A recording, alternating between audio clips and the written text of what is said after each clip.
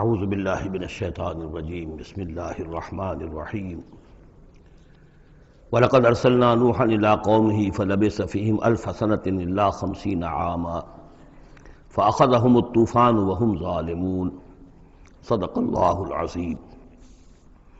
رب اشرح لي صدری ويسر لي امری واحلل عقدۃ من لسانی یفقہوا قولی۔ سورہ عنکبوت کے کل 7 رکوع ہیں۔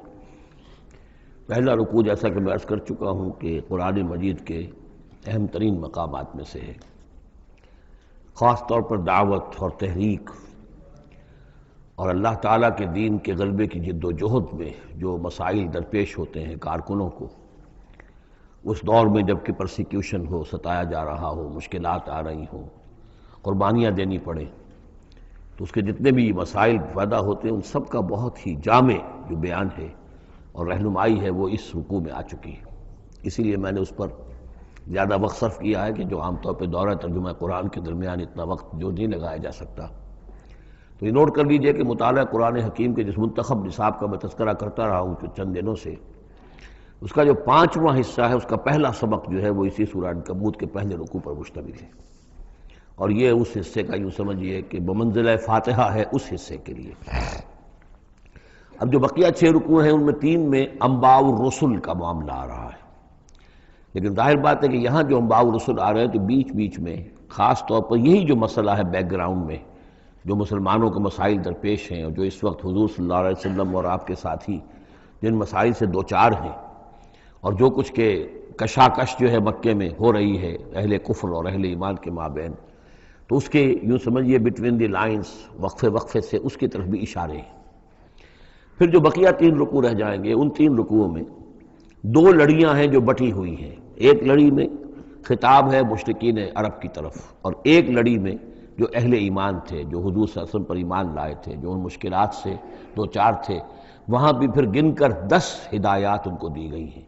لیکن وہاں یہی ہے کہ وہ بٹی ہوئی ہونے کی وجہ سے لڑیاں وہ کٹا پھٹا معاملہ ہوگا، جیسے کہ سورہ بقرہ میں آپ کو بتا چکا ہوں یا سورہ نساء میں۔ وَلَقَدْ أَرْسَلْنَا نُوحًا إِلَىٰ قَوْمِهِ، اور ہم نے بھیجا تھا نوح کو اس کی قوم کی طرف، فَلَبِثَ فِيهِمْ أَلْفَ سَنَةٍ إِلَّا 50 عَامًا، تو رہا ان کے مابین وہ 1000 برس سے صرف 50 برس کم، 950 برس۔ حضرت نوح کا ذکر کتنی مرتبہ آ چکا ہے، لیکن یہ بات پہلے کبھی نہیں کہی گئی۔ یہاں کیوں کہی گئی کہ اے مسلمانوں تم ابھی پریشان ہو گئے ہو، ابھی عشق امتحان اور بھی ہیں، اور جیسے کہ سورہ انعام میں آیا تھا، اے نبی اگر آپ کو یہ جھٹلا رہے ہیں وَإِن يُكَذِّبُوكَ فَقَدْ كُذِّبَ رُسُلٌ مِّن قَبْلِكَ، تو آپ سے پہلے ہمارے رسول تھے، انہوں نے صبر کیا۔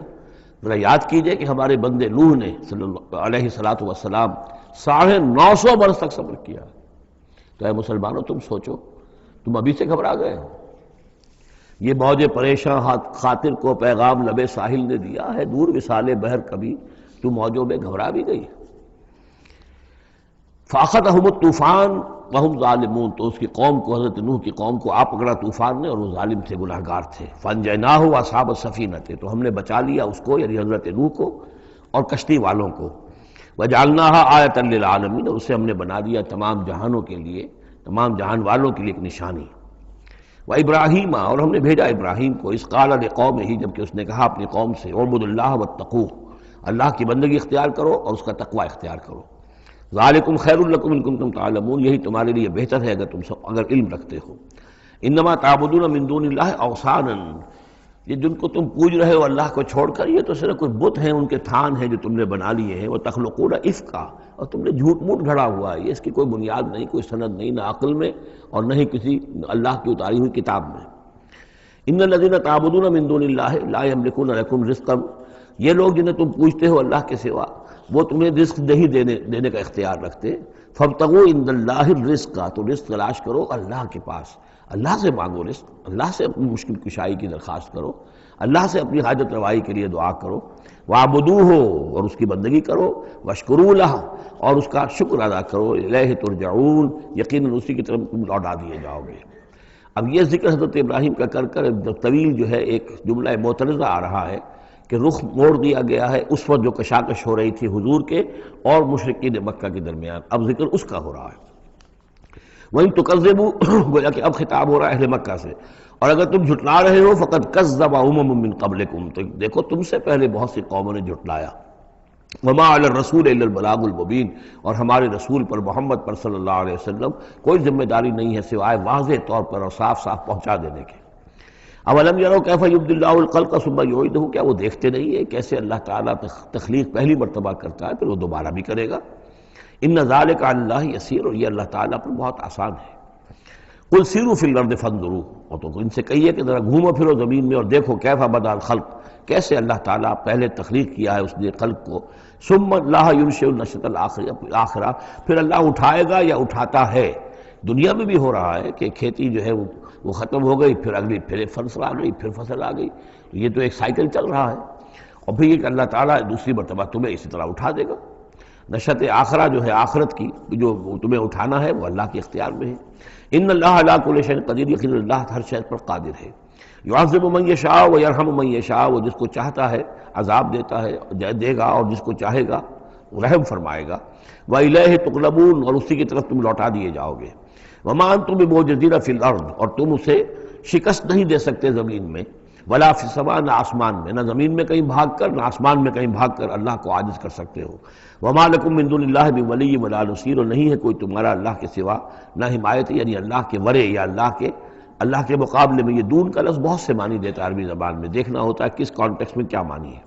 اس کانٹیکسٹ میں اللہ کے مقابلے میں تمہارا کوئی نہ ولی ہوگا نہ نصیر ہوگا، نہ کوئی حمایتی نہ مددگار.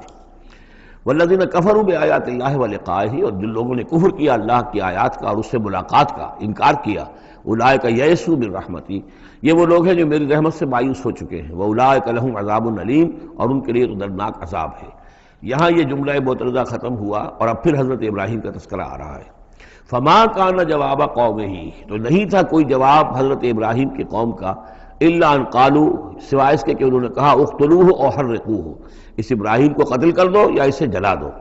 فانجاہ اللہ من النار، تو اللہ تعالیٰ نے انہیں نجات دی آگ سے. ان فی ذلک لآیات لقوم یؤمنون، اور یقیناً اس میں نشانیاں ہیں ان لوگوں کے لیے جو ایمان رکھتے ہیں.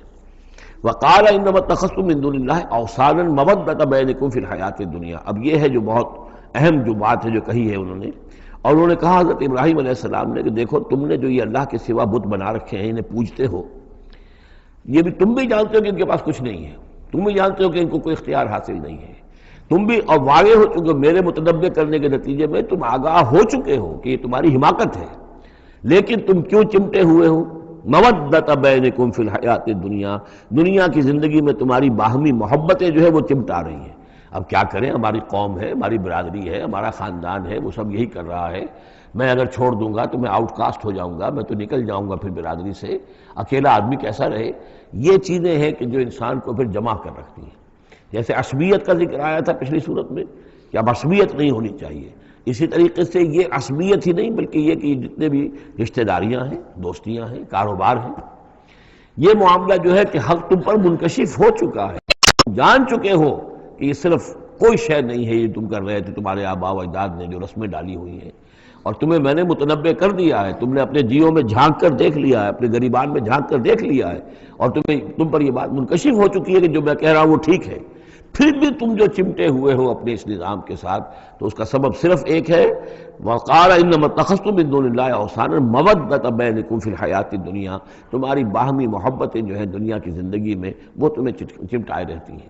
یہی معاملہ ہے اس دنیا میں جب کوئی تحریک اٹھتی ہے اللہ کے دین کے کام کرنے کے لیے، اور بہت مخلص لوگ اس میں شامل ہوتے ہیں، محنت کرتے ہیں، کوشش کرتے ہیں. فرض کیجئے کسی شخص سے کوئی غلطی ہو گئی، کوئی غلط رخ مڑ گئی تحریک، اب وہ تحریک جو ہے وہ کافی عرصے کے بعد اس کے اثرات ظاہر ہوئے، اس کے نتائج جو ہے لوگوں کے سامنے آ رہے ہیں، محسوس بھی ہو جاتا ہے کہ یہ واقعتاً ہم کسی غلط راستے پر آ گئے ہیں.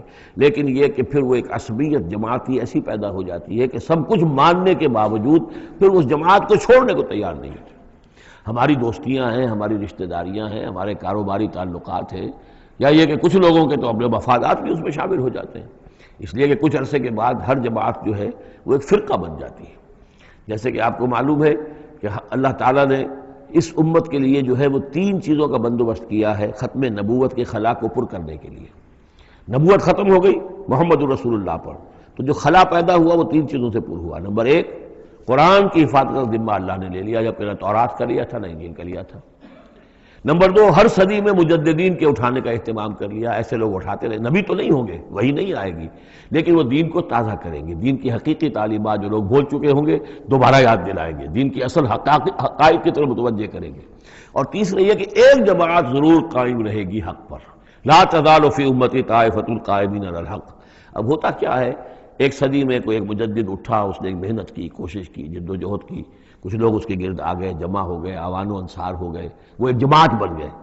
لیکن یہ کہ اگلی نسل میں کیا ہوگا، یہ لوگ جو آئے تھے اس کے ساتھ، یہ تو آئے تھے فیس ویلیو پر، اس کو قبول کرنے کے، یہ دعوت صحیح ہے، لیکن ان کی اولاد اب اس لیے چمٹ رہی ہے کہ ہمارے والد تھے اس جماعت میں۔ اب یہ عصبیت کا ایک سلسلہ شروع ہوا۔ تیسری نسل میں آ کر پھر یہ ہو جاتا ہے، اتنے عرصے میں اس جماعت کا ایک حلقہ بن گیا، اس کے آپس کے دوستیاں ہیں، تعلقات ہیں، لین دین بھی ہے، رشتہ داریاں بھی ہو گئی ہیں، لہذا وہ ایک فرقے کی شکل اختیار کر لیتے ہیں۔ اب اس فرقے کے ساتھ چمٹ کر لوگ رہتے ہیں، لیکن پھر اللہ تعالیٰ کسی اور کو اٹھاتا ہے، اور پھر کوئی اللہ کا بندہ جو ہے اسی کام کو اثر نو شروع کرتا ہے۔ یہی ہوتا آیا ہے، اسی لیے ہر صدی میں مجددین، اس لیے کہ تیسری نسل میں آ کر دعوت جو ہے وہ لازماً اس کے اندر خرابی پیدا ہو جاتی ہے۔ اس لیے کہ حضور نے بھی فرمایا، خیر امتی قرنی ثم الذین یلونہم ثم الذین یلونہم، بہترین میری امت کا دور تو ہے میرا اپنا دور، پھر وہ جو میرے بعد ہیں، اور پھر وہ جو ان کے بعد ہیں۔ تو تین نسلوں کو آپ نے خیر قرار دیا ہے۔ اس کے بعد ظاہر بات ہے زوال آیا ہے، ہمارے ہاں بھی آیا ہے۔ جب حضور کی قائم کی ہوئی جماعت میں زوال آ گیا تو اور کون ہوگا بڑا سے بڑا شخص کہ جس کی قائم کی ہوئی کسی جماعت میں زوال نہ آئے؟ تو یہ تو چیزیں ہوتی ہیں، لیکن ہر شخص کو ہر وقت دیکھنا چاہیے کہ آج کے دور میں دین کا وہ کام کس کے حوالے اللہ نے کیا ہے، کس کو توفیق دی ہے جو صحیح طریقے پر اس کام کو کر رہا ہے، اور اس کا ساتھ دینا چاہیے۔ کسی جماعتی عصبیت، جس طرح کسی قبائلی عصبیت کے اندر مبتلا نہیں ہونا چاہیے، ایسے ہی کسی جماعتی عصبیت میں بھی مبتلا نہیں ہونا چاہیے۔ یہ ہے وہ اہم بات جو یہاں آئی ہے۔ قال انما اتخذتم من دون اللہ اوثانا مودۃ بینکم فی الحیاۃ الدنیا ثم یوم القیامۃ یکفر بعضکم بعضا ببعض، پھر قیامت کے تم ایک دوسرے کا انکار کرو گے، تم ابھی تو بڑی دوستیاں ہیں، بڑا گٹھ جوڑ ہے، وَيَلْعَنُ بَعْضُكُمْ بَعْضًا، تم میں سے بعض دوسروں کو لعنت کریں گے، وَمَأْوَاكُمُ النَّارُ، اور تم سب کا ٹھکانہ ہوگی آگ، وَمَا لَكُم مِّن نَاصِرِينَ، اور نہیں ہوگا کوئی تمہارے لیے مدد کرنے والے۔ فآمن لہ لوط، تو حضرت لوط ایمان لے آئے حضرت ابراہیم پر، وہ ان کے بھتیجے تھے۔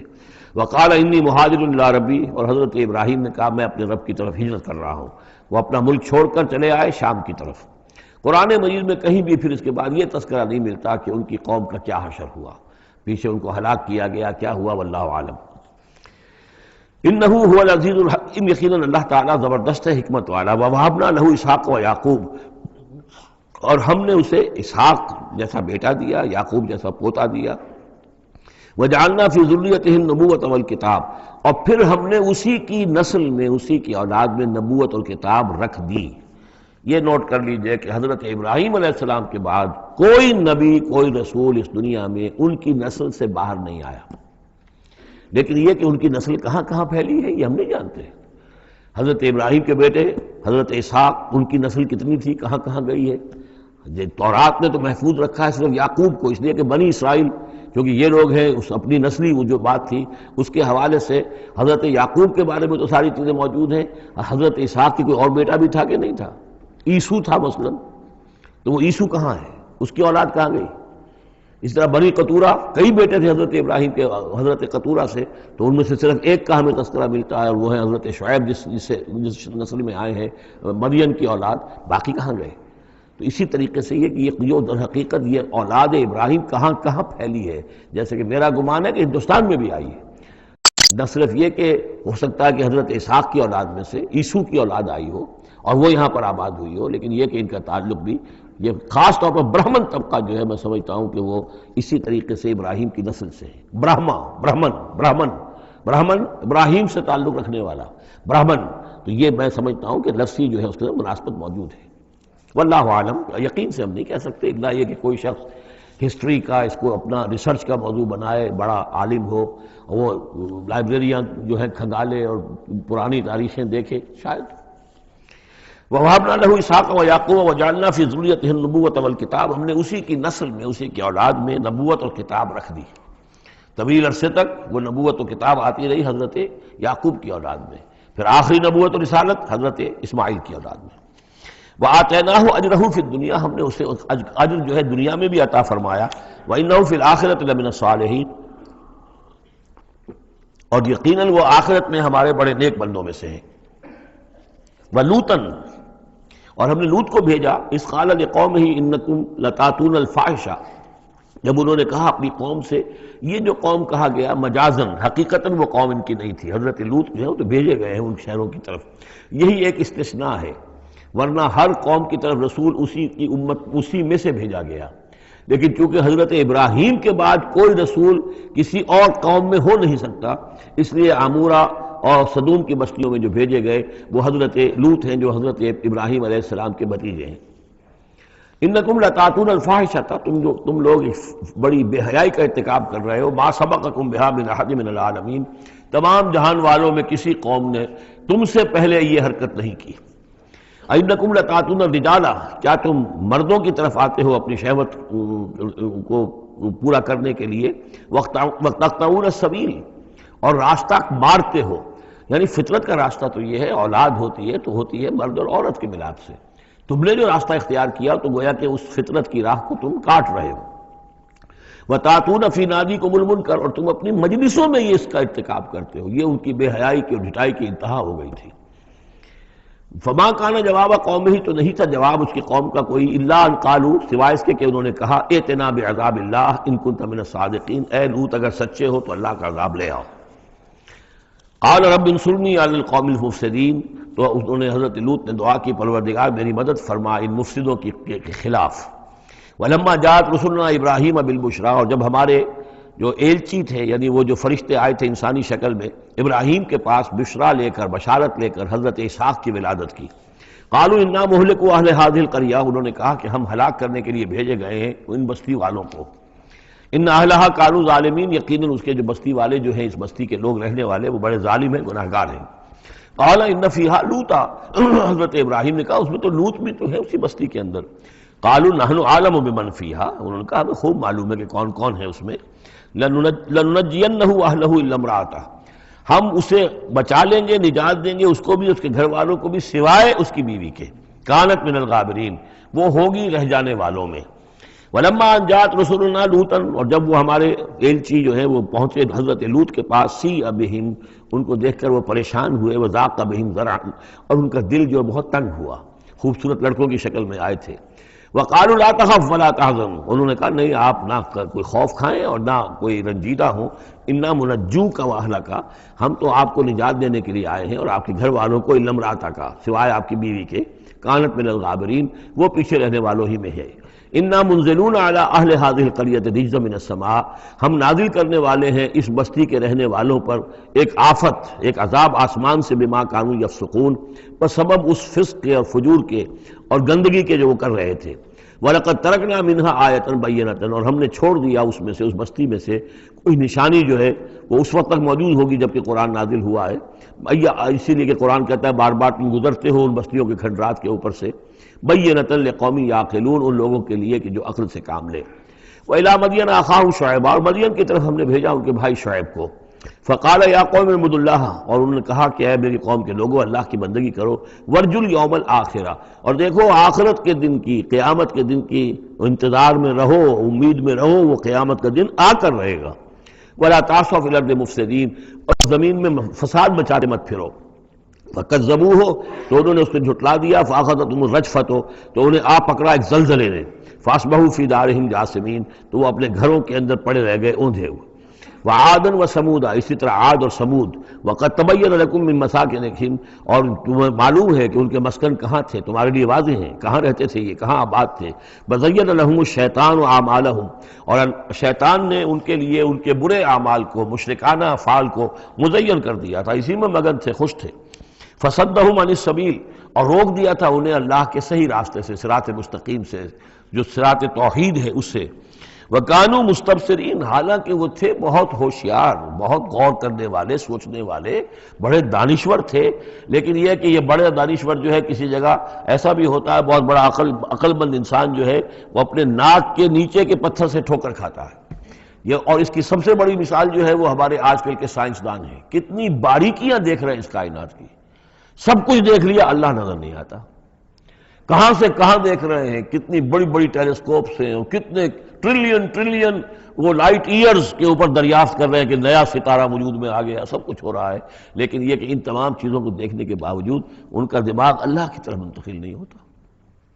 یہ ہے کہ ایک طرف سے اندھے ہیں، ایک آنکھ کھلی ہے، ایک آنکھ اندھی ہے۔ تو اگرچہ وہ بھی تھے بڑے ہوشیار مستبصرین، یعنی استبصار جو ہے یہ باب استفعال، دیکھنا بڑے غور سے دیکھا کرتے تھے، مشاہدہ کرتے تھے، آبزرو کرتے تھے، سب کچھ تھے، باقی سب کچھ نظر آیا انہیں، ڈھونڈنے والا ستاروں کی گزرگاہوں کا اپنے افکار کی دنیا میں سفر کر نہ سکا۔ وہ ساری جو ہے وہ ستاروں کی گزرگاہیں جو ہے ان کی تحقیق ہو رہی ہے، لیکن یہ کہ میں خود کون ہوں، کہاں سے آیا ہوں، کہاں جا رہا ہوں، میری زندگی کا مال کیا ہے، اس کا مقصد کیا ہے؟ بس پیدا ہونا، کھانا پینا، جانوروں کی طرح رہنا اور ختم ہو جانا۔ Is that all? Is death the end of our existence? کیا موت پر ہمارے وجود کا خاتمہ ہو جائے گا؟ تو کیا زندگی ہوئی؟ عمر دراز مانگ کے لائے تھے 4 دن، 2 آرزو میں کٹ گئے، 2 انتظار میں، کتنا وقت تو گزر گیا، بچپن کے اندر ابھی فہم ہی نہیں تھا، لڑکپن ہے، اس کے بعد نوجوانی ہے، اس کے کچھ اپنے ہی اور جو ہے اس کی کیفیات ہوتی ہیں۔ جب ذرا ہوش اور شعور آیا ہے، ایک ذرا ہوش میں آنے کے خطا کار ہیں ہم، اور اس کے بعد پھر بڑھاپا آ گیا، اور اس کے بعد جو ہے کہ لا یعلم من بعد علم شیئا، بس یہی زندگی ہے؟ یہ اشرف المخلوقات ہے؟ یہ مسجود ملائک کی زندگی یہ ہے؟ نہیں، اصل زندگی تو ہے تو اسے پیمانہ امروز و فردا سے نہ ناپ، جاویداں پہ ہم دواں ہر دم جواں ہے زندگی، وہ زندگی تو ابدی ہے۔ یہ تو اس کا چھوٹا سا حصہ علیحدہ کر کے ایک امتحانی وقفہ بنا دیا ہے، اسے ایک امتحانی وقفہ ہے، 3 گھنٹے کا نہیں، 30 سال کا صحیح، بس اس کے علاوہ کچھ نہیں۔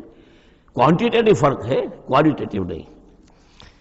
وَقَارُونَ وَفِرْعَوْنَ وَحَامَانَ، اور ہلاک کیا ہم نے قارون کو بھی اور فرعون کو بھی اور حامان کو بھی۔ وَلَقَدْ جَاءَهُم مُوسَىٰ بِالْبَيِّنَاتِ، ان کے پاس موسیٰ آئے تھے واضح تعلیمات لے کر۔ فَاسْتَكْبَرُوا فِي الْأَرْضِ، انہوں نے زمین میں تکبر کیا، وَمَا كَانُوا سَابِقِينَ، لیکن یہ کہ وہ ہماری پکڑ سے بچ کر نکل جانے والے نہیں تھے، ہم سے آگے نہیں نکل سکتے تھے۔ فَكُلًّا أَخَذْنَا بِذَنبِهِ، ہم نے سب کو پکڑا ان کے گناہوں کی پاداش میں۔ فَمِنْهُمْ مَنْ أَرْسَلْنَا عَلَيْهِمْ حَاصِبًا، تو ان میں وہ بھی تھے کہ جن پر ہم نے ایسی زوردار ہوا بھیجی جس میں پتھراؤ تھا، وہ ہوا جو ہے ان پر پتھراؤ کر رہی تھی۔ تو یہ قوم لوط پر بھی ہوا ہے، اور بعض حضرات کے نزدیک قوم عاد پر بھی۔ سخرها عليهم 7 ليال و8 أيام حسوما فترى القوم فيها صرعا، ایک ایسی تیز آندھی آئی ہے، 7 راتیں اور 8 دن چلتی رہی کہ اس نے اٹھا کر پٹخا ہے، اور اس میں وہ کنکر بھی تھے، وہ بلٹس کا کام کر رہے تھے، جو چھوٹے اور سے بڑے پتھر تھے وہ کام کر رہے تھے میزائلز کا، تو یہ سب کے سب ہلاک ہو گئے۔ فَمِنْهُمْ مَنْ أَرْسَلْنَا عَلَيْهِ حَاصِبًا وَمِنْهُمْ مَنْ أَخَذَتْهُ الصَّيْحَةُ، اور ان میں سے وہ بھی تھے کہ جن کو ایک چنگھاڑ نے آ پکڑا، یہ سمود اور اہل مدین تھے۔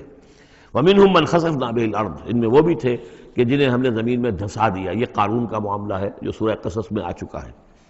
وَمِنْهُمْ مَنْ أَغْرَقْنَا، اور وہ بھی تھے جنہیں ہم نے غرق کر دیا، اور غرق کرنے کے 2 طریقے ہوئے، ایک تو یہ کہ جو قوم آباد تھی، قوم نوح جہاں تھی وہی غرق کیا، وہی کا وہی، لیکن یہ کہ ایک یہ ہے کہ فرعون کو اور اس کے فوج کو اور لاؤ لشکر کو ان کے محل سے نکال کر، ان کے شہروں سے نکال کر لا کر اور دریا سمندر میں غرق کیا۔ وما كان الله ليظلمهم، لیکن اللہ تعالیٰ ان پر ظلم کرنے والا نہیں تھا، ولكن كانوا انفسهم يظلمون، بلکہ یہ تو وہ خود اپنے اوپر ظلم کر رہے تھے۔ مثل الذين اتخذوا من دون الله اولیاء كمثل العنكبوت، یہ بھی اس حصے کی ان 3 رکوعوں کی بڑی اہم آیت ہے، تمثیل ہے۔ مثال ان لوگوں کی کہ جنہوں نے اللہ کے سوا کسی کو اپنا حمایتی بنا رکھا ہے۔ یہ حمایتی غیر مرئی بھی ہو سکتے ہیں، جیسے یہ ہماری دیوی ہے، یہ دیوتا ہے، یہ اس کی کرپا چاہیے، اس کی نظر کرم ہو، یہ ہمارے جو اولیاء اللہ ہیں ذرا ان کی طرف سے اگر کچھ ہمیں فیض پہنچ جائے۔ اور یہ بھی ہوتا ہے دنیا میں بھی، مادی اعتبار سے بھی، اور یہ جو بھی کاز اینڈ ایفیکٹ کا سلسلہ اس کے تحت بھی، تو ہم آخر لوگوں کو اپنا دوست سمجھتے ہیں، یہ ہمارے حمایتی ہیں، یہ ہماری مدد کریں گے، لیکن واقعہ یہ ہے کہ سوائے ایک اللہ کی دوستی کے باقی ساری دوستیاں جو ہیں وہ مکڑی کے جالے جتنی بس مضبوط ہیں، اس سے زیادہ نہیں ہے۔ مثل الذین اتخذوا من دون اللہ اولیاء کمثل العنکبوت، جن لوگوں نے اللہ کو چھوڑ کر کسی اور کو اپنا پشت پناہ اور مددگار بنایا ہے، کسی اور پر توکل ہے، کسی اور پر سہارا ہے، امریکہ ہماری مدد کرے گا، وہ جو کچھ 71 میں ہوا وہ آپ کو معلوم ہے، وہ بیڑا اس کا جہاز بھی آ رہا تھا، لیکن یہ کہ کوئی مدد ہماری نہیں کی گئی، کوئی نہیں ہے، کوئی کسی کا سہارا بننے والا نہیں ہے۔ سہارا تو اگر کوئی ہے تو وہ اللہ ہے، لیکن اس کو تم نے چھوڑ دیا، اس کو سہارا نہیں بنایا۔ مثل الذین اتخذوا من دون اللہ اولیاء کمثل العنکبوت اتخذت بیتا، یہ بکری بھی تو ایک گھر بناتی ہے، جالا بناتی ہے، وَإِنَّ أَوْهَنَ الْبُيُوتِ لَبَيْتُ الْعَنكَبُوتِ، اور سب جانتے ہیں کہ تمام گھروں میں سب سے زیادہ کمزور گھر وہ اس مکڑی کا گھر ہے۔ لَوْ كَانُوا يَعْلَمُونَ، کاش کہ انہیں معلوم ہوتا۔ ان اللہ یعلم ما یدعون من دونہ من شیء، اللہ خوب جانتا ہے کہ جس کو یہ پکار رہے ہیں اللہ کے سوا کوئی شے ہے ہی نہیں۔ وَهُوَ الْعَزِيزُ الْحَكِيمُ، اور وہ زبردست ہے حکمت والا۔ وَتِلْكَ الْأَمْثَالُ نَضْرِبُهَا لِلنَّاسِ وَمَا يَعْقِلُهَا إِلَّا الْعَالِمُونَ، اور یہ مثالیں ہیں کہ جو ہم لوگوں کے لیے بیان کرتے ہیں لیکن نہیں سمجھتے ان سے مگر وہی لوگ کہ جو علم رکھنے والے ہیں۔ خلق اللہ السماوات والارض، اللہ تعالیٰ نے آسمان اور زمین تخلیق فرمائے بالحق، حق کے ساتھ۔ ان فی ذلک لآیۃ للمؤمنین، یقیناً اس میں نشانی ہے اہل ایمان کے لیے۔ اب یہ جو بقیہ 3 رکوع ہیں 21ویں پارے میں آ رہے ہیں، یہ جیسا کہ میں نے عرض کیا اس میں 2 لڑیاں ہیں بٹی ہوئی۔ ایک لڑی ہے خطاب اہل ایمان سے، یہاں ایک جگہ آپ کو مل جائے گا کہ براہ راست خطاب بھی ہے، یا عبادی الذین آمنوا، یا ایھا الذین آمنوا والا جو ہے کہ جو مدنی صورتوں میں جو خطاب کا صیغہ ہے وہ تو یہاں بھی نہیں آیا لیکن براہ راست خطاب کیا ہے۔ لیکن یہ کہ اگر گنتی کریں گے تو کچھ 10 احکام اور دیے گئے ہیں ان لوگوں کو جو دین کے لیے کسی محنت کے اندر جد و جہد میں، اس کو غالب کرنے کی کسی کوشش میں، اس کی تحریک میں، اس کی دعوت میں لگے ہوئے ہوں، اور اس میں ان کے لیے مصائب ہوں، مشکلات ہوں، تکالیف ہوں، پریشانیاں ہوں، تو ان کے لیے کیا ہدایات ہیں۔ سب سے پہلی ہدایت 100 ہدایتوں کی ایک ہدایت، اتل ما اوحی الیک من الکتاب، تلاوت کرتے رہا کرو اس شے کی جو وحی کی گئی ہے آپ کی جانب کتاب میں سے۔ یہی ہم پڑھ چکے ہیں سورہ کہف میں بھی، وَاتْلُ مَا أُوحِیَ إِلَيْكَ مِن کِتَابِ رَبِّكَ لَا مُبَدِّلَ لِکَلِمَاتِهِ وَلَن تَجِدَ مِن دُونِهِ مُلْتَحَدًا۔ وہی بات، سب سے بڑا سہارا بندہ مومن کا کیا ہے؟ اللہ پر جتنا یقین ہوگا، اللہ پر جتنا بھروسہ ہوگا، اللہ سے جتنا تعلق ہوگا اتنا ہی صبر کرے گا۔ وَاصْبِرْ وَمَا صَبْرُكَ إِلَّا بِاللَّهِ، اور اللہ کے ساتھ تعلق کا سب سے بڑے ذریعہ یہ قرآن مجید ہے۔ طرفوا بِأَيْدِيكُمْ وَطَرَفُوا بِيَدِ اللَّهِ، اس کا ایک سرا تمہارے ہاتھ میں ہے، ایک سرا اللہ کے ہاتھ میں ہے۔ القرآن حبل اللہ الممدود من السماء إلى الأرض، حضرت عبداللہ ابن مسعود کی روایت کردہ حدیث ہے، حضور نے فرمایا یہ اللہ کی رسی ہے، مضبوطی کے ساتھ تھام لو اس کو، یہ تنی ہوئی ہے زمین سے آسمان تک۔ واعتصموا بحبل اللہ جميعا، تو اس کے لیے یہ کہ قرآن پڑھا کرو۔ اتل ما اوحی الیک من الکتاب واقم الصلاۃ، اور قرآن کے بعد نمبر 2 نماز قائم کرنا۔ یہ نماز جو ہے اقم الصلاۃ لذکری، یہ سورہ طٰہٰ میں ہم پڑھ آئے ہیں، حضرت موسیٰ کو پہلی وحی ہو رہی ہے، پہلی گفتگو ہو رہی ہے کوہ طور پر، اقم الصلاۃ لذکری ان الصلاۃ تنہی عن الفحشاء والمنکر، یقیناً یہ نماز روکتی ہے بے حیائی کے کاموں سے بھی اور برے کاموں سے بھی۔ وَلَذِکْرُ اللَّہِ اکبر، اور جان لو اللہ کا ذکر سب سے بڑی شے ہے۔ یہاں ذکر کو علیحدہ نہ سمجھیں، یہی ذکر ہے، قرآن جو ہے الذکر ہے۔ ہم نے سورہ ہجر میں دیکھا الذکر، انا نحن نزلنا الذکر وانا لہ لحافظون، تو ذکر میں سب سے پہلے قرآن ہے۔ نمبر 2 اقم الصلاۃ لذکری، نماز قائم کرو میری یاد کے لیے۔ قرآن تو ہے ہی مجسم ذکر، نماز ذکر کے لیے ہے۔ اور تیسری چیز کیا ہے؟ ادعیہ معصورہ ہیں محمد رسول اللہ صلی اللہ علیہ وسلم کی، زندگی کا ہر کام کرتے ہوئے دعا ہے۔ آپ بیت الخلاء میں داخل ہو رہے ہیں تو دعا ہے، نکل رہے ہیں تو دعا ہے، گھر سے باہر جا رہے ہیں دعا ہے، گھر میں داخل ہو رہے ہیں دعا ہے، شیشہ دیکھا ہے تو دعا ہے، کپڑے بدلے ہیں دعا ہے، ہر کام کیجئے وہ، لیکن یہ کہ آپ کا اس وقت اللہ کے ساتھ ذہنی رشتہ قائم رہتا ہے۔ چوتھے نمبر پر جو بھی اور حضور نے فرمائے ہیں، یہ 33 مرتبہ سبحان اللہ، 33 مرتبہ الحمدللہ اور اللہ اکبر، یہ بھی ذکر ہے۔ تو یہ تمام شکلیں ذکر کی ہیں، صرف کسی ایک شے کو ذکر نہ سمجھے ہمارے ہاں یہ بن گیا بس اللہ اللہ کر رہے ہیں تو ذکر ہے، نہیں، ذکر میں سب سے پہلے قرآن کی تلاوت ہے۔ اتل ما اوحی الیک من الکتاب واقم الصلاۃ ان الصلاۃ تنہی عن الفحشاء والمنکر ولذکر اللہ اکبر واللہ یعلم ما تصنعون۔ ایک تو یہ ہدایت ہو گئی، اللہ خوب جانتا ہے جو تم کر رہے ہو۔ دوسری ہدایت ولا تجادلوا اہل الکتاب الا باللتی ہی احسن، جنہیں پہلے تم سے کتاب دی گئی تھی ان سے جھگڑا مت کرو مگر بہترین طریقے پر، ان سے بات کرو تو بڑے ہی اسلوب سے کرو، خوبصورتی سے کرو، بات کو سمجھانے کے لیے کرو، ان کی توہین نہ ہو، ان کے جذبات کو آپ بھڑکنے نہ دیں، ان میں حمیت جاہلی جو ہے اپنی امکانیت تک تو کوشش کریں کہ وہ بھڑکے نہ، باقی پھر وہ جو کرتے ہیں اللہ کے ہاں وہ ذمہ دار ہوں گے، لیکن ان سے گفتگو کرو تو بڑے عمدگی کے ساتھ کرو۔ الا الذین ظلموا منہم، سوائے ان کے جو ان میں سے نا انصافی پر تل گئے ہوں۔ اب یہ استثناء جو دو معنی میں ہے، ایک تو یہ ہے کہ اس کا مطلب یہ کہ ان سے مجادلہ کرو ہی نہ، اور دوسرے یہ کہ اگر ان کے ساتھ کسی وقت کوئی سختی بھی کرنی پڑے، کوئی سخت جملہ بھی کہنا پڑے تو اجازت ہوگی، جہاں معلوم ہو جائے کہ یہ ہٹ درمی کے اوپر جو ہے آ گیا ہے تو وہاں اس دونوں کا امکان پیدا ہو جائے گا۔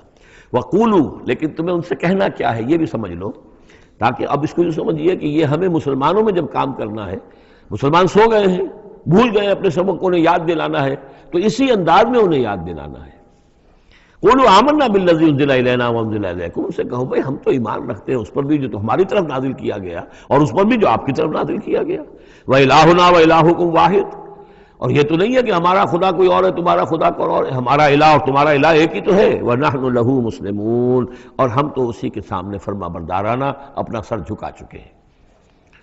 وَكَذَلِكَ أَنزَلْنَا إِلَيْكَ الْكِتَابَ، اے نبی اسی طرح ہم نے آپ کی جانب یہ کتاب نازل کی ہے۔ فَالَّذِينَ آتَيْنَاهُمُ الْكِتَابَ يُؤْمِنُونَ بِهِ، تو وہ لوگ جنہیں ہم نے کتاب دی ہے، یہود اور نصارہ، ان میں بھی وہ لوگ ہیں جو اس پر ایمان لائیں گے یا جو ایمان لا رہے ہیں، جیسا کہ ہم پڑھ چکے ہیں کہ وہ آئے تھے کچھ لوگ جو حبشہ سے ایک وفد کی شکل میں، اور مکے والوں نے انہیں ستایا بھی، استہزاء بھی کیا، لیکن وہ لوگ وہ تھے جو پہلے حضرت عیسیٰ پر ایمان رکھتے تھے، عیسائی تھے، اور اب محمد پر بھی ایمان رکھتے ہیں، تو اللہ تعالیٰ نے ان کو دوہرا اجر دیا، مرتین۔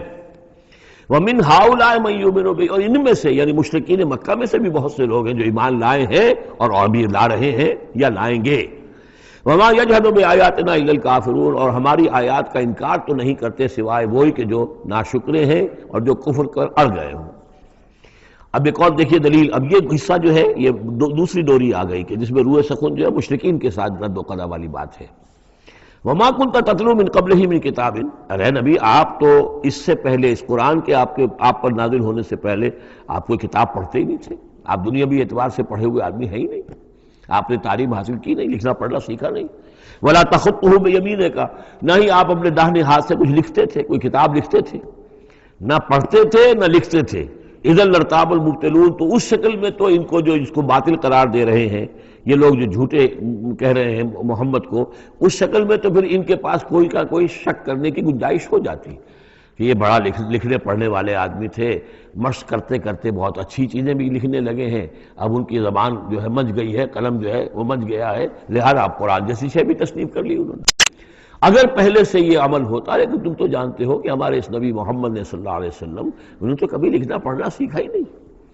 وَمَا كُنْتَ تَتْلُو مِن قَبْلِهِ مِن كِتَابٍ، اے نبی آپ تو نہیں پڑھا کرتے تھے اس کتاب سے پہلے کوئی کتاب۔ وَلَا تَخُطُّهُ بِيَمِينِكَ، اور نہ آپ اسے اپنے داہنے ہاتھ سے لکھتے تھے۔ اِذًا لَارْتَابَ الْمُبْطِلُونَ، تب تو ان لوگوں کو شک کرنے کی گنجائش پیدا ہو جاتی۔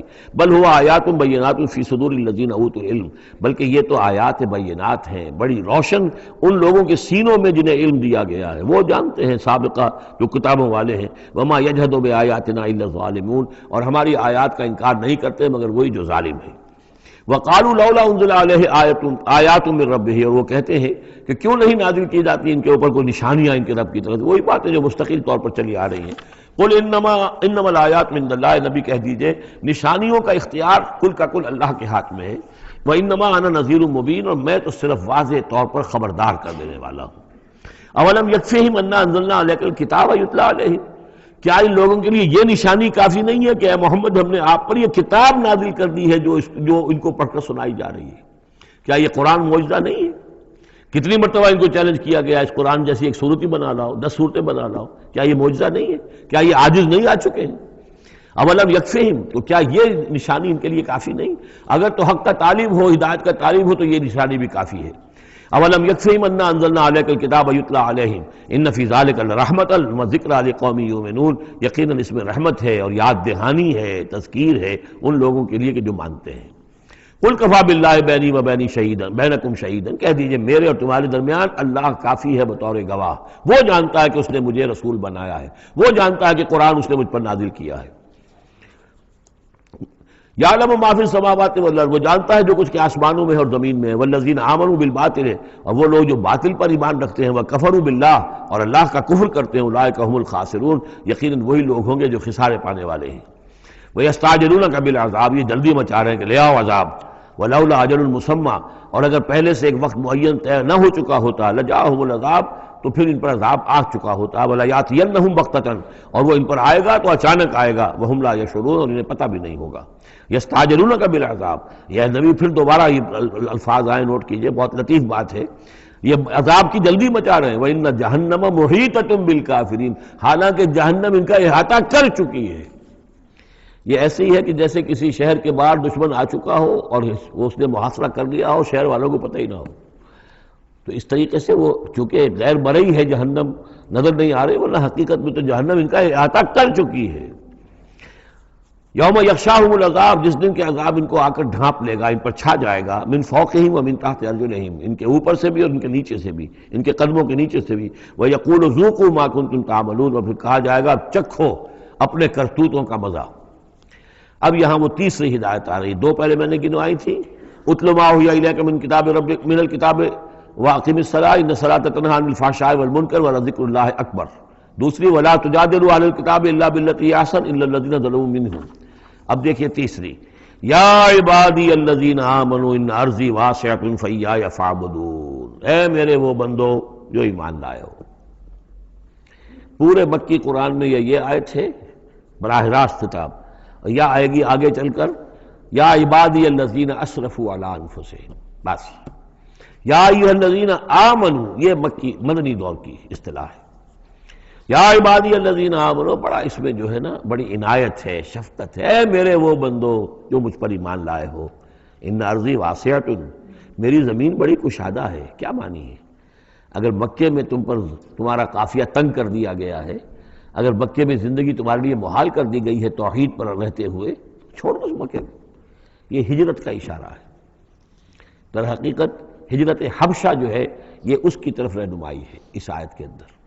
کیا چلے جاؤ، اگر یہاں برداشت سے باہر ہو رہا ہے، تمہارے لیے ناقابل برداشت اگر ہو رہا ہے یہاں کا معاملہ، اور نہیں مزید تو ہندر پاتے، تو اس ملک کو چھوڑ، اس جگہ کو چھوڑ دو.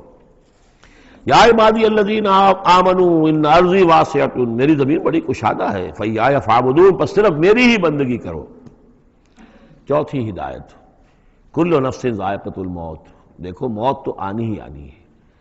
آج آ جائے کل آ جائے، آج نہ آئے کل آ جائے گی. آخر عمار اور یاسر کو ابو جہل نے اگر فرض کرو کہ ذبح کر دیا ہے، تو فرض کیجئے کہ چند دن اور جیتے تو موت تو پھر بھی آنی تھی نا. تو کل نفس ذائقۃ الموت، اگر یہ بات ذہن میں رہے کہ موت تو آنی ہی آنی ہے، آج نہیں تو کل، تو پھر بھی انسان جو ہے اس کے اندر ہمت بنی رہے گی کہ میں خام خواہ اپنی زندگی بچانے کے لیے حق کو چھوڑوں اور باطل سے ساز باز کروں، اس سے مصالحت کروں. ثم الینا ترجعون، اور پھر تم ہماری طرف لوٹا دیے جاؤ گے. پانچویں بات، والذین آمنوا وعملوا الصالحات لنبوئنہم من الجنۃ غرفا. ہمارے اس وعدے پر پختہ یقین رکھو کہ جو ایمان لائیں گے اور نیک عمل کریں گے، ہم لازماً ان کو جگہ دیں گے اس جنت کے بالا خانوں میں، جو سورہ فرقان کے آخری رکوع میں آیا تھا. اولئک یجزون الغرفۃ بما صبروا، انہیں غرفہ بالا خانہ ملے گا. تو من الجنت غرفاً، جروں کے بالا خانے ملیں گے جنت کے. تجری من تحت الانہار خالدین فیہا، جس کے نیچے ندیاں بہتی ہوں گی، اس میں وہ ہمیشہ ہمیش رہیں گے. نعم اجر العاملین، کیا ہی اچھا ہوگا عمل کرنے والوں کا اجر. چھٹی بات، الذین صبروا وعلی ربہم یتوکلون، وہ لوگ کہ جو صبر کریں اور اپنے رب پر توکل کریں. صبر کرو اور توکل کرو، دو ہی چیزیں ہیں. جو آئے جھیلو، صبر کرو، برداشت کرو، اور جو کچھ کرنا ہے اس میں توکل اللہ پر ہو. اپنی ذات پر نہیں، اپنی طاقت پر نہیں، اپنی صلاحیت پر نہیں، اپنی ذہانت پر نہیں، اپنی فطانت پر نہیں، اپنی لیاقت پر نہیں، سارا توکل اللہ، نہ مادی اسباب و وسائل پر. اگلی ہدایت اور آ رہی ہے، وَكَأَيٍّ مِّن دَابَّةٍ لَّا تَحْمِلُ رِزْقَهَا. یہ بھی نہ سمجھو کہ تمہارا رزق جو ہے کسی کے قبضے میں ہے وہ روک دے گا اور تمہیں کیا کھاؤ گے کیا پیو گے. وَكَأَيٍّ مِّن دَابَّةٍ، تم دیکھتے نہیں کتنے حیوانات ہیں زمین میں، لَا تَحْمِلُ رِزْقَهَا، کیا وہ اپنا رزق اٹھائے پھرتے ہیں؟ بڑا پیارے الفاظ ہیں انجیل میں، متی کی انجیل میں حضرت مسیح علیہ السلام کا جو پہاڑی کا واعظ ہے، اس میں انہوں نے اپنے شاگردوں سے خطاب کر کے کہا، کیوں فکر کرتے ہو کہ کیا کھاؤ گے کیا پیو گے؟ جنگل کی چڑیوں کو نہیں دیکھتے؟ نہ وہ کاشت کرتی ہیں، نہ ہل چلاتی ہیں، نہ بیج بوتی ہیں، نہ فصل کاٹ کر کہیں رکھتی ہیں، نہ کھتے بھرتی ہیں. پھر بھی میں تم سے کہتا ہوں کہ وہ خالی پیٹ صبح گھر سے نکلتی ہیں، شام کو آسودہ ہو کر آ جاتی ہیں. تو جو رب تمہارا جو رب ان کو چڑیوں کو کھلا رہا ہے وہ تمہیں نہیں کھلائے گا؟ اور کیوں فکر کرتے ہو کہ کیا پہنو گے، لباس کہاں سے ملے گا؟ جنگل کی سوسن کو نہیں دیکھتے کہ جتنا خوبصورت لباس اس کو اللہ نے دیکھ رکھا ہے، یہ جو بھی پودے ہیں اور جو پھول ہیں ان کے، تو سلیمان بھی اپنی ساری شان و شوکت کے باوجود ویسا ملبس نہ تھا، ویسا خوبصورت لباس تو سلیمان کو بھی میسر نہیں تھا جو اللہ نے ان پھولوں کو دے رکھا ہے۔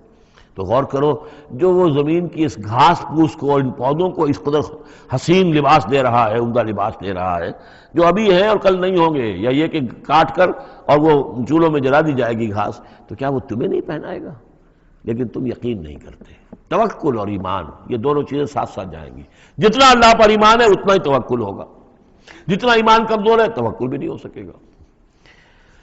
تو الذین صبروا علی ربہم یتوکلون وکأی من دابۃ لا تحمل رزقها، یہ سارے جو ہیں چوپائے اپنا رزق لیے نہیں پھرتے، اللہ یرزقها وایاکم، اللہ انہیں بھی رزق دیتا ہے، تمہیں بھی دے گا، وہو السمیع العلیم، اور یقیناً وہ سب کچھ سننے والا، جاننے والا ہے۔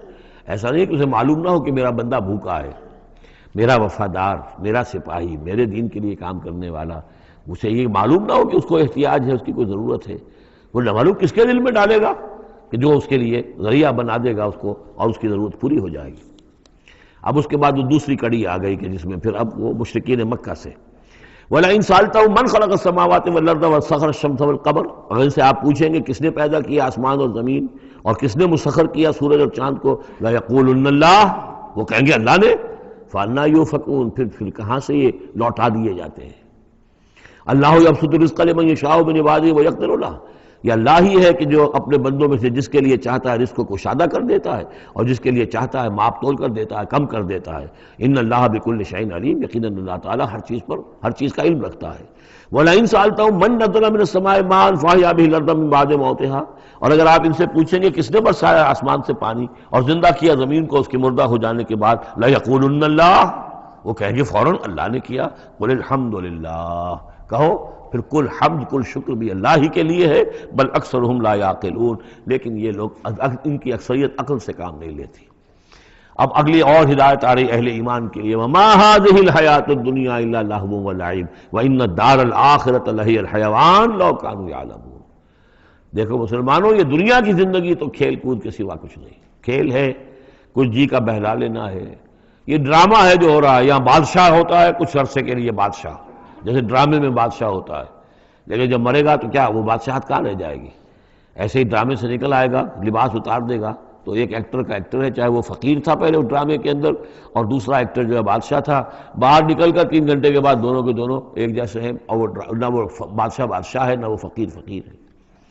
یہ ہے عارضی سا ہے، لیکن یہ کہ ان الدار الآخرۃ لہی الحیوان، یقیناً آخرت کا گھر وہ ہے اصل زندگی، زندگی وہ ہے۔ لو کانوا یعلمون، کاش کہ ہمیں معلوم ہوتا، لو کنا نعلم، کاش کہ ہمیں معلوم ہوتا۔ یہ بھی نوٹ کر لیجئے، آخرت کو صرف مان لینا کہ ہاں آخرت ہے، بعث بعد الموت ہے، یہ کافی نہیں ہے، یہ معلوم ہو کہ اصل زندگی وہی ہے۔ میں نے جو اس کی تشبیہ جو ہے بیان کی ہے بعض مواقع پر، کہ ایک کتاب ہوتی ہے، اس کا دیباچہ بھی ہوتا ہے، اس کا کوئی ضمیمہ بھی ہوتا ہے، چھوٹا سا ضمیمہ۔ ہمارا جو تصور ہے وہ یہ کہ اصل کتاب زندگی تو یہ دنیا کی زندگی ہے، ہاں ایک ضمیمہ اب لگا ہوا ہے آخرت کا، اس کی اہمیت ہمارے نزدیک اتنی ہے، ضمیمہ ہے بس، دنیا کی زندگی اصل زندگی ہے۔ ہونا کیا چاہیے کہ یہ دنیا کی زندگی تو دیباچہ ہے، اصل کتاب جو ہے وہ آخرت کی زندگی ہے۔ یہ ریشو پروپورشن کم سے کم، حالانکہ ویسے تو فائنائٹ اور انفائنائٹ کے درمیان کوئی ریشو پروپورشن ہو ہی نہیں سکتی، ایک لامحدود زندگی اور ایک محدود زندگی، کیا اس میں ریشو پروپورشن ہوگی؟ لیکن یہ کہ پھر بھی اگر کوئی کرنی ہے تو دیباچہ اور کتاب زندگی اصل موت کے بعد کھلے گی، یہ دیباچہ ہے، یہ مقدمہ ہے۔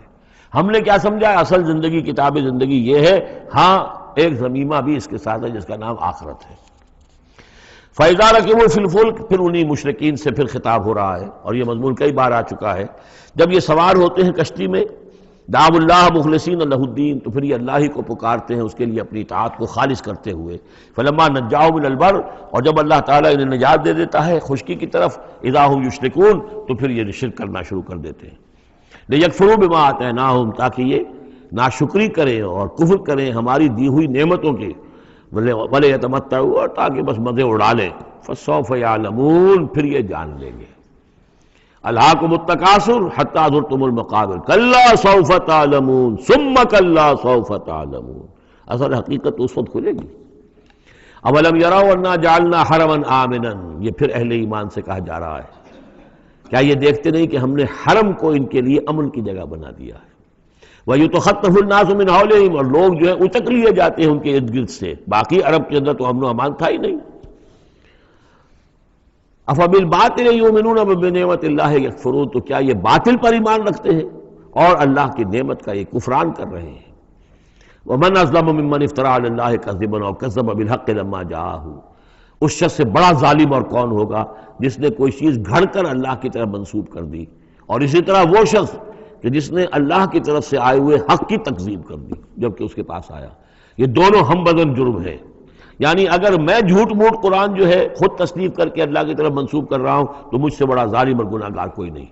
لیکن یہ بھی سوچ لو، اگر واقعتاً یہ اللہ کا کلام ہے جو میں تمہارے سامنے پیش کر رہا ہوں اور تم اس کی تکذیب کر رہے ہو تو تم سے بڑا ظالم کوئی نہیں۔ الیس فی جہنم مثوی للکافرین، تو کیا جہنم ہی میں ٹھکانہ نہیں ہے ان کافروں کا؟ اور آخری آیت جو ہے پھر اسی صیغے میں لنہدین والذین جاہدوا فینا، اہل ایمان کے دلجوئی کے لیے گھبراؤ نہیں، پریشان نہ ہو۔ والذین جاہدوا فینا لنہدینہم سبلنا، وہ لوگ کہ جو ہماری راہ میں جہاد کریں، محنت کریں، کوشش کریں، جد و جہد کریں، قربانیاں دیں، اثار کریں، انہیں مطمئن رہنا چاہیے ہمارا پختہ وعدہ ہے، مؤکد وعدہ ہے، ہم لازماً ان کی رہنمائی کریں گے اپنے راستوں کی طرف۔ لَنَهْدِيَنَّهُمْ سُبُلَنَا وَإِنَّ اللَّهَ لَمَعَ الْمُحْسِنِينَ، اور یقیناً اللہ تعالیٰ ساتھ ہے اہل احسان کے، جو اللہ تعالیٰ کے پر ایمان اور یقین اس درجے کا رکھتے ہوں اور اس کے لیے تن من دھن لگانے کے لیے تیار ہوں، تو اللہ ان کے ساتھ ہے، یعنی اللہ کی نصرت ساتھ ہے، اللہ کی مدد ساتھ ہے، اللہ کی تائید ساتھ ہے۔ سورۃ الروم، بسم اللہ الرحمن الرحیم، الف لام میم، غلبت الروم فی ادنی الارض وهم من بعد غلبهم سیغلبون فی بضع سنین، للہ الامر من قبل ومن بعد ویومئذ یفرح المؤمنون بنصر اللہ ینصر من یشاء وهو العزیز الرحیم، وعد اللہ لا یخلف اللہ وعدہ ولکن اکثر الناس لا یعلمون۔ یہ سورہ روم جو ہے، اس میں آغاز میں جو مضمون آیا ہے وہ اس اعتبار سے بہت اہم ہے کہ ایک تاریخی پس منظر بھی ہے اس کا، اور ایک بہت بڑی پیشن گوئی تھی کہ جو ان آیات میں کی گئی تھی کہ جو پھر صحیح ایگزیکٹلی جیسے کہ پیشن گوئی اللہ نے کی تھی ان آیات میں وہ پوری ہوئی۔ یہ آپ ذہن میں رکھیے کہ بہت طویل عرصے تک، کئی 100 برس تک تاریخ کے اندر، جب یہ ایرانی امپائر بنی ہے کہ خسرو سے، سائرس سے کے زمانے سے 2500 سال پہلے جو بادشاہ تھا ذوالقرنین، تو ایک بڑی سلطنت یہ تھی، اور دوسری بڑی سلطنت جو تھی وہ سلطنت روما تھی۔ سلطنت روما کا سب سے بڑا حصہ تو خیر روم جو یورپ کے اندر تھا، لیکن یہ کہ یہ ترکی کا پورا علاقہ اور مغربی میڈیٹرینین کے ساتھ ساتھ جو ساحل ہے یہ ان کے پاس ہوتا تھا۔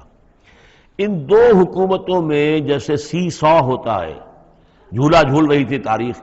کبھی ایرانیوں میں کوئی زوردار طاقتور بادشاہ اٹھا باصلاحیت، اس نے حملہ کیا اور رومیوں کو دھکیل دیا وہ یورپ کے اندر اور ایشیا خالی کرا لیا۔ کبھی رومیوں میں کوئی زبردست طاقتور کوئی بادشاہ اٹھا جو کہ جس کے اندر صلاحیت تھی، وہ آ کر ایرانیوں کو دھکیلتا ہوا پیچھے لے جاتا تھا۔ تو اس طریقے سے یہ سی 100 جو ہے یہ کئی 100 برس تک جاری رہا۔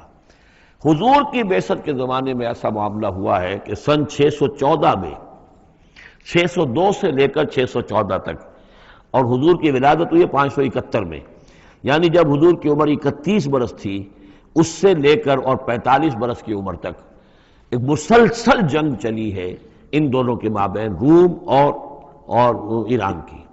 لیکن سن 614 میں ایک بڑی زبردست شکست دی کیخسرو پرویز، کیخسرو ثانی وہ اپنے آپ کو کہتا تھا، پہلا کیخسرو تو تھا ذوالقرنین اور ثانی میں ہوں اب، بہرحال یہ ایک بڑا باصلاحیت حکمران تھا۔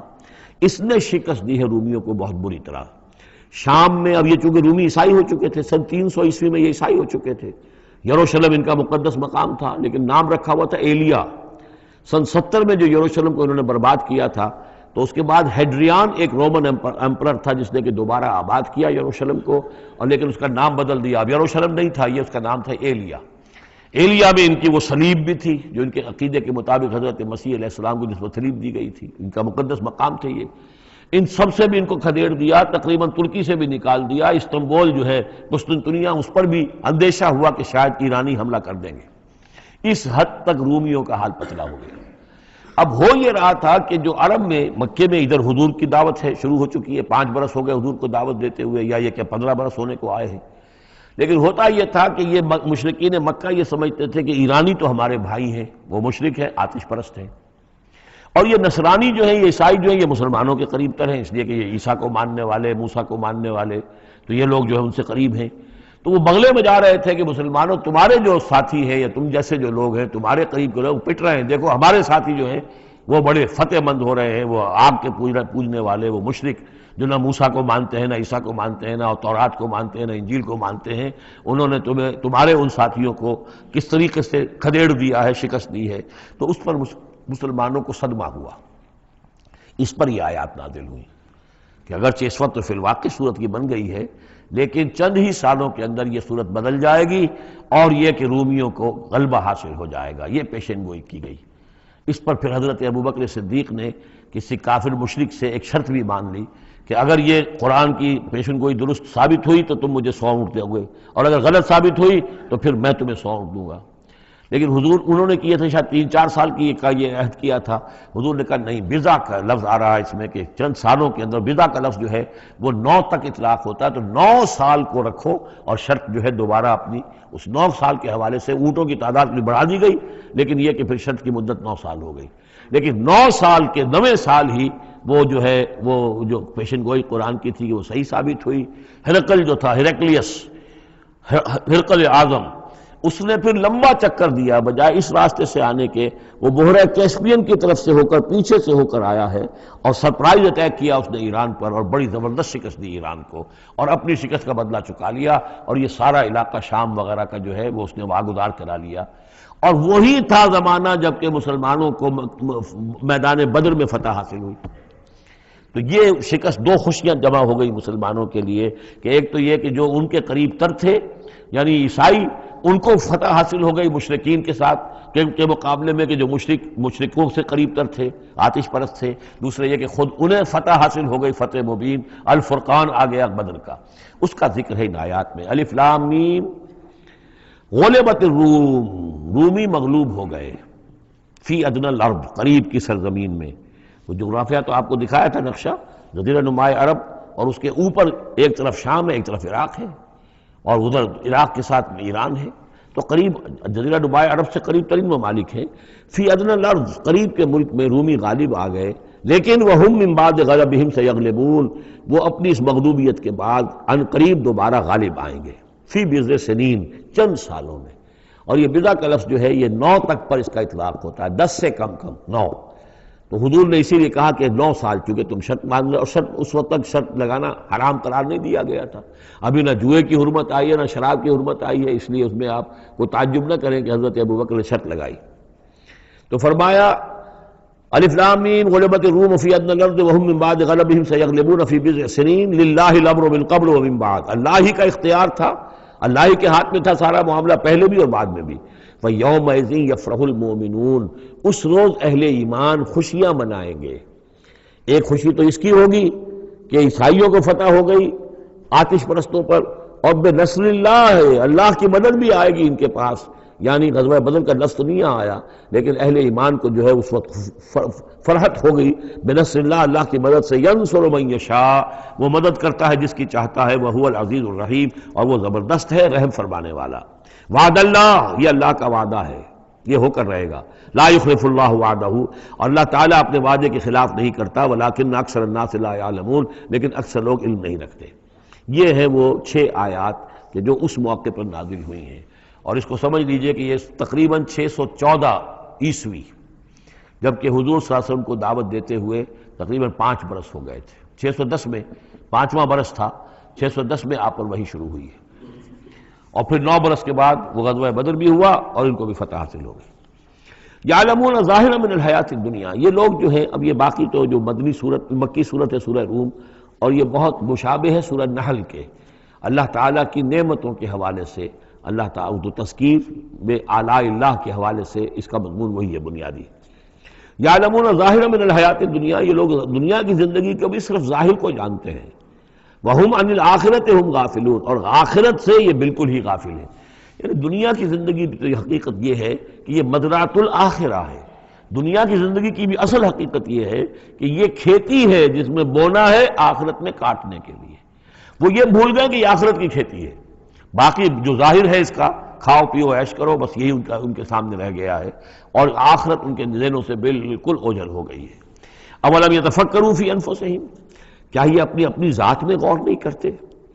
وان ما خلق اللہ السماوات والارض وما بینہما الا بالحق، نہیں پیدا کیا اللہ نے آسمانوں کو اور زمین کو جو کچھ بھی ان دونوں کے مابین ہے مگر حق کے ساتھ، واجل مسمى، اور ایک وقت معین تک کے لیے.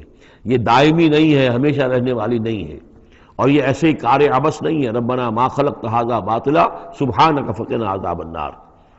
وَإِنَّ كَثِيرًا مِّنَ النَّاسِ بِلِقَاءِ رَبِّهِمْ لَكَافِرُونَ، اور یقیناً بہت سے لوگ جو ہیں اپنے رب سے ملاقات کا انکار کرتے ہیں. اولم یسیروا فی الارض فینظروا کیف کان عاقبۃ الذین من قبلہم، تو کیا یہ لوگ زمین میں گھومے پھرے نہیں ہیں کہ وہ دیکھتے کہ کیا انجام ہوا ان کا جو ان سے پہلے تھے. کانوا اشد منہم قوتاً، وہ کہیں زیادہ تھے شدید ان کے مقابلے میں قوت میں. وَأَثَارُوا الْأَرْضَ وَعَمَرُوهَا، اور انہوں نے زمین کو کاشت کیا اور اس کو آباد کیا. اکثر مما عمروها، اس سے کہیں زیادہ جتنا کہ انہوں نے آباد کیا ہے.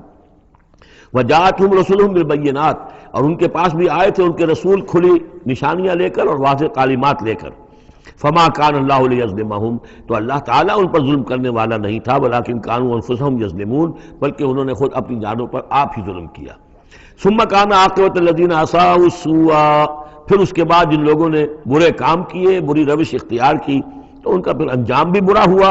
ان کذبوا بآیات اللہ، انہوں نے اللہ تعالیٰ کی آیات کو جھٹلایا. وکانوا بہا یستہزئون، اور وہ اس کا ٹھٹھا کرتے رہے.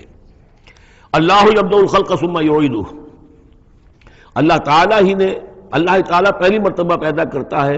ثم یعیدہ، یعیدہ بار بار آیا ہے، اس کا ترجمہ کہیں میں حال میں کر رہا ہوں اور کہیں مستقبل میں. فعل مضارع جو عربی زبان میں وہ دونوں کو کور کرتا ہے. اللہ تعالیٰ کیسے پیدا کرتا ہے؟ پہلی مرتبہ، اور پھر دوبارہ پیدا کرتا ہے. یعنی فصل ہے، ایک ہوئی ہے، پھر اس کے بعد دوسری ہوئی ہے، تیسری ہوئی ہے، اور یہ بھی ہے کہ دوبارہ پیدا کرے گا یعنی آخرت میں. ثم الیہ ترجعون، پھر تمہیں اسی کی طرف لوٹ جانا ہے. ویوم تقوم الساعۃ یبلس المجرمون، جس روز قیامت قائم ہو جائے گی مجرم اس روز جو ہیں بالکل مایوس ہو کر رہ جائیں گے. ولم یکن لہم من شرکائہم شفاع، اور نہیں ہوں گے ان کے شریکوں میں سے کوئی بھی ان کے لیے شفاعت کرنے والے. وَكَانُوا بِشُرَكَائِهِمْ كَافِرِينَ، اور خود یہ بھی اس روز پھر اپنے ان شرکاء کا کفر کریں گے جب دیکھیں گے کہ وہ ہمارا کوئی مدد کرنے کو تیار نہیں. وَيَوْمَ تَقُومُ السَّاعَةُ يَوْمَئِذٍ يَتَفَرَّقُونَ، جس روز قیامت قائم ہوگی اس روز یہ تقسیم ہو جائیں گے، پولرائزیشن ہو جائے گی، علیحدہ علیحدہ ہو جائیں گے. کیا ہوگی پولرائزیشن؟ فَأَمَّا الَّذِينَ آمَنُوا وَعَمِلُوا الصَّالِحَاتِ فَهُمْ فِي رَوْضَةٍ يُحْبَرُونَ، تو وہ لوگ جو ایمان لائے تھے اور جنہوں نے نیک عمل کیے تھے وہ ہوں گے باغ میں، اور وہاں ان کی آو بھگت ہو رہی ہوگی، تواضع ہو رہی ہوگی. وَأَمَّا الَّذِينَ كَفَرُوا وَكَذَّبُوا بِآيَاتِنَا وَلِقَاءِ الْآخِرَةِ، اور وہ لوگ جنہوں نے کفر کیا تھا اور ہماری آیات کو جھٹلایا تھا اور آخرت کی ملاقات کا انکار کیا تھا، فَأُولَٰئِكَ فِي الْعَذَابِ مُحْضَرُونَ، تو وہ عذاب میں حاضر کر دیے جائیں گے، پکڑے ہوئے گرفتار کر کے عذاب میں لا کر حاضر کر دیے جائیں گے. فَسُبْحَانَ اللَّهِ حِينَ تُمْسُونَ وَحِينَ تُصْبِحُونَ، یہ اسی انداز میں دیکھیے سورہ نحل میں یہ آیت آئی تھی، بس اور انعام میں بھی. پھر اللہ ہی پاک ہے اس وقت بھی جب تمہیں شام ہوتی ہے، تم شام کرتے ہو. وحین تصبحون، اور جب کہ تم دوپہر ہوتی ہے. وحین تصبح، جب صبح کرتے ہو. وَلَهُ الْحَمْدُ فِي السَّمَاوَاتِ وَالْأَرْضِ، اور اسی کے لیے ہے حمد اور تعریف آسمانوں میں اور زمین میں. وَعَشِيًّا وَحِينَ تُظْهِرُونَ، اور رات کے وقت بھی اور جب کہ دوپہر ہوتی ہے، ظہر کا وقت ہوتا ہے. یہ بھی نمازوں کے اوقات ہی کے حوالے سے، صبح کے وقت کی نماز ہے، شام کے وقت کی نماز ہے، رات کی نماز ہے، ظہر کی نماز ہے. یخرج الحی من المیت، وہ نکالتا ہے زندہ کو مردہ سے. انڈا بے جان شے ہے، اس میں زندگی کے کوئی آثار موجود نہیں ہے، اس میں سے چوزہ برآمد ہوتا ہے جاندار. ویخرج المیت من الحی، اسی طرح مرغی سے انڈا برآمد ہوتا ہے، اور بھی بہت سی چیزیں کہ جو نکل رہی ہیں. ویحیی الارض بعد موتہا، اور وہ زندہ کر دیتا ہے زمین کو اس کے مرنے کے بعد. وَكَذَلِكَ تُخْرَجُونَ، اور اسی طریقے سے تم کو بھی نکال لیا جائے گا قبروں سے، زمین میں جہاں تم دفن ہوگے، جہاں تمہارے اجزاء تحلیل ہو چکے ہوں گے. لیکن اللہ تعالیٰ اسی طریقے سے اس مردہ زمین میں سے جیسے فصل نکال لیتا ہے تمہیں نکال لے آئے گا. بارک اللہ لی ولکم فی القرآن العظیم ونفعنی وإیاکم بالآیات والذکر الحکیم.